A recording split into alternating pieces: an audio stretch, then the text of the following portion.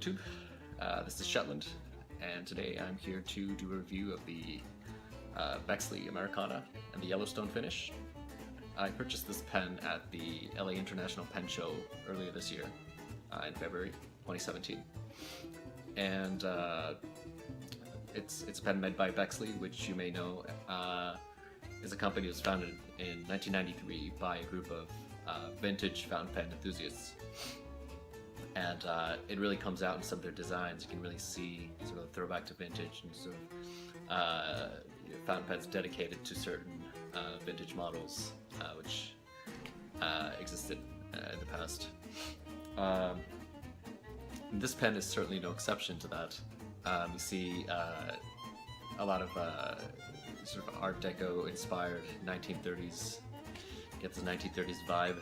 I think specifically they were trying to sort of replicate the look of the Wall Eversharp Doric. So if you're interested in pens like this, you might also look into that as well. So yeah, so the resin that they used for this is a cracked ice type resin, which you've seen with Aurora, Conklin, and some other major brands as well. But I don't think any of those models really capture the. I think the resin they used here has a lot more depth to it than say the Conklin one, which I feel is a bit flatter and isn't as three-dimensional as this one, which is why I purchased it. Also, another characteristic of this which appealed to me is the fact that it's a faceted pen. Hopefully you can see the light reflecting off the facets. It has 8 facets, and with the models like the TWSBI 580, for example, I believe it's injection molding. It's injection molded, but the thing is, with resins like this, you can't get a finish like this with injection molding, and so each one is turned individually, and of course that's usually reflected in the price. But I think it's relatively rare to find fountain pens that are hand turned, which have facets, and I'm not quite sure how they do it exactly, but I hear it does require a lot of skill to do. And I mean, I can only think of a handful of pens that are turned which have facets. I mean, the first one that comes to mind is the Omas Paragon, but other than that, I mean, I can think of a few others, but I'd say they're probably less common than, say, your typical cigar-shaped fountain pens. So yeah, so the resin and the fact that it's faceted, I feel, are sort of make this pen unique, which is why I chose it for my first review. Let's see, just take a look at my notes here. Yeah, so, oh yes, so just a closer look at the pen.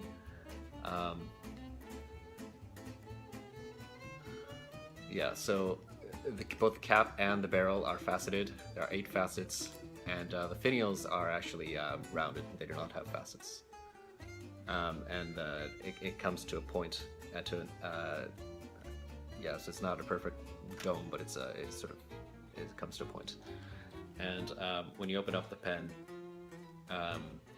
you can see that they used a standard. It's basically just a Yovo nib with what appears to be a Schmidt feed. It has the Bexley logo sort of laser etched on there. It doesn't look like my camera's zooming or focusing in, but it's there. Now the nib, I was kind of disappointed with the nib because initially, as I mentioned, I purchased this at the LA Pen Show. When I got home, I inked it up right away and attempted to write with it, but noticed that it didn't write.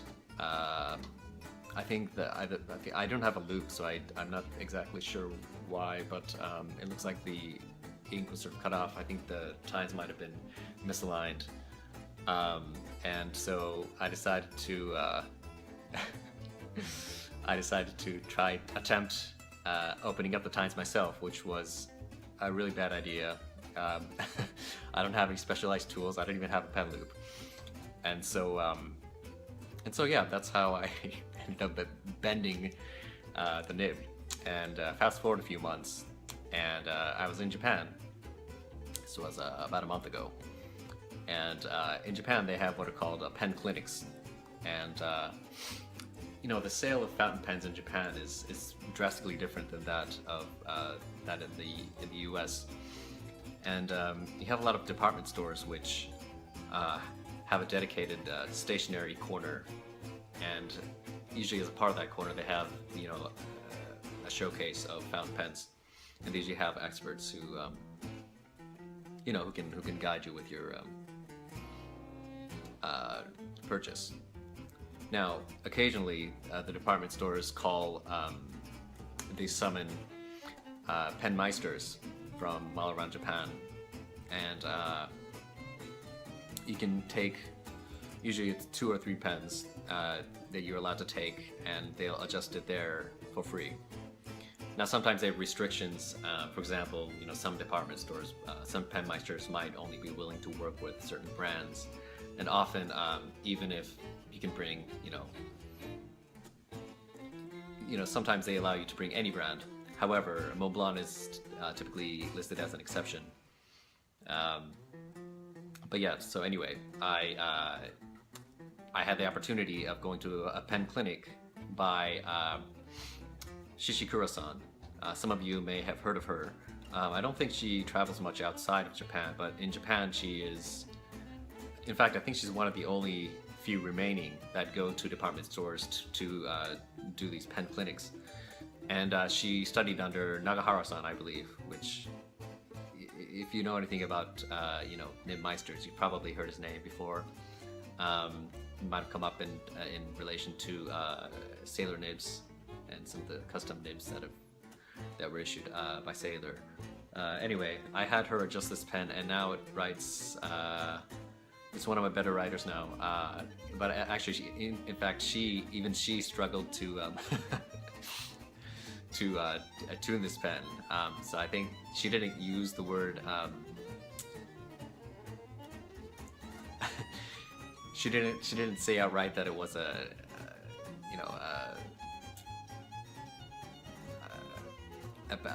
you know, a very poorly tuned nib. However, she said, well, even with, you know, the professional tools that I have, this one is difficult. And so when she said that, I thought, you know, well, maybe there's nothing she can really do about it. But then a minute later, she said, oh, it might be a little bit better. Could you try writing with it? And of course, it writes, you know, almost perfectly. And it does have a hint of feedback, which I'll discuss again once we get to the writing sample. Yeah, so other than that, I think it's a beautiful finish. Oh, just one other thing I wanted to mention. If you look closely, this is very nitpicky, but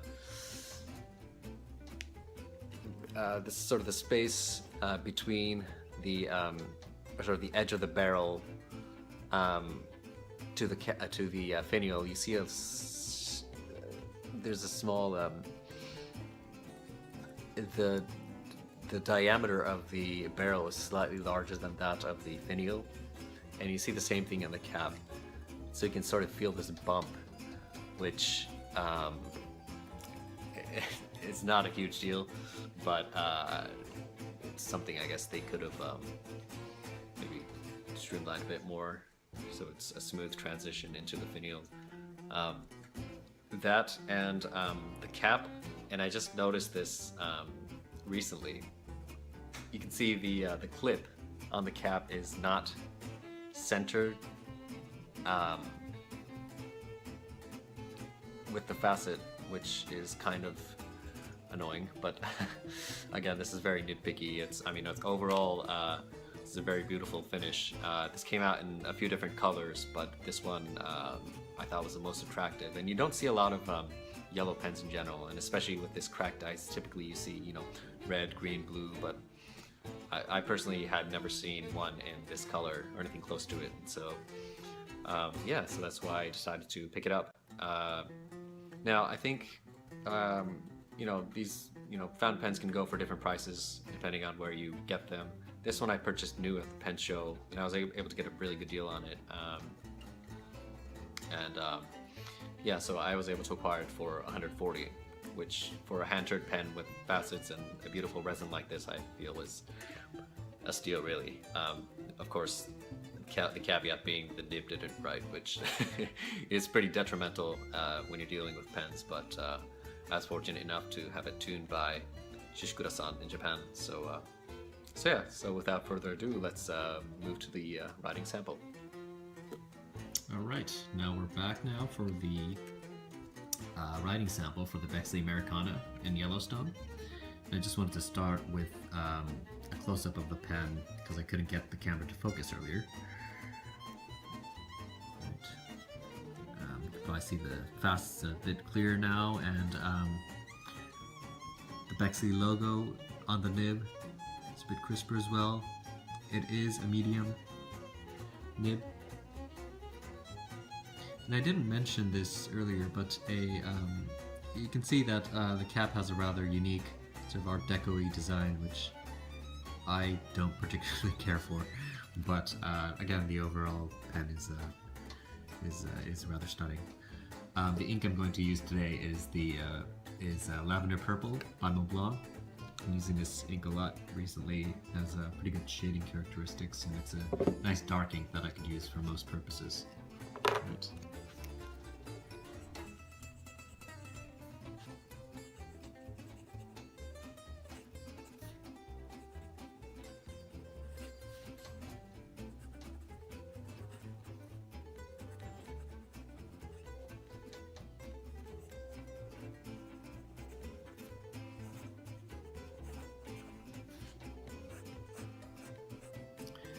As I mentioned earlier, this pen was tuned by Shishikura-san in Japan, and since it's written beautifully, it does have a hint of feedback. I'm not sure if she may have done this intentionally.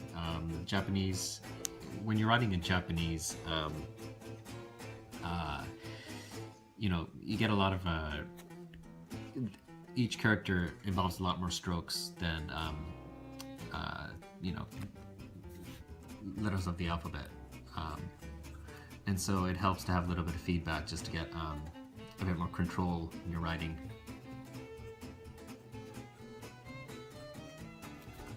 Yeah, so yeah, I mean, it may just be that that's how she typically, how most of you know, the people who go to her pen clinics are predominantly Japanese, because she doesn't, you know, leave Japan for pen clinics.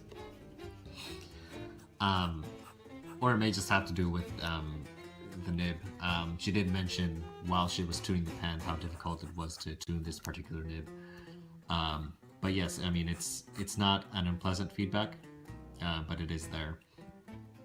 I've had a few, it looks like I had a few hard starts, but I think that's primarily due to the fact that I'm almost out of ink. I probably should have refilled the pen before this review, but yeah, so